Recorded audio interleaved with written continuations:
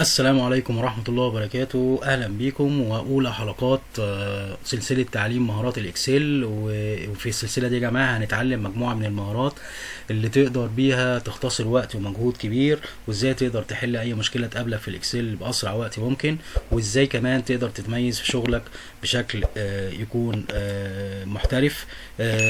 لو عندنا مثلا المثال اللي معانا أول حاجة، لو أنا عايز أجيب المسلسل بتاعي، طبعا أنا عندي عدد صفوف كبير أكتر من حوالي 1000 صف. فانا عشان اعمل واحد اتنين وانزل اعمل اتنين وبعد كده اخد كده واعمل سيلكت، فهياخد مني وقت كبير. فانا هعمل حاجة تانية خالص، هاجي هنا كده، هاجي هنا على قائمة اول حاجة اعمل واحد، وبعد كده هعلم هنا وباجي على قائمة هوم، بخش على قائمة فيل وبختار سيريس، وبعد كده بقول له انا عايز كولوم العدد اللي انا عايزه، عايز اسلسل او عايز ارقم لحد 1000، فبقول اوكي. بالظبط كده اداني لحد 1000 سطر. تاني حاجة، لو انا عايز اجيب القيمة بتاعتي فبقول الكمية في السعر، فبقول يساوي ده في السعر، بقول له اوكي. طبعا انا عشان اعملها فبعمل دراج للصف كله، نفس الموضوع هاخد وقت كبير جدا.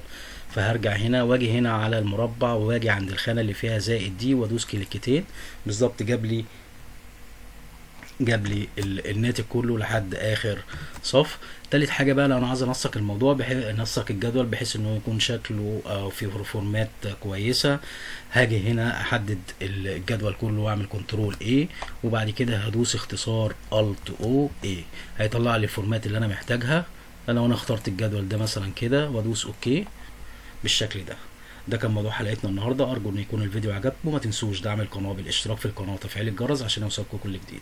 شكرا جزيلا لكم، والسلام عليكم ورحمه الله وبركاته.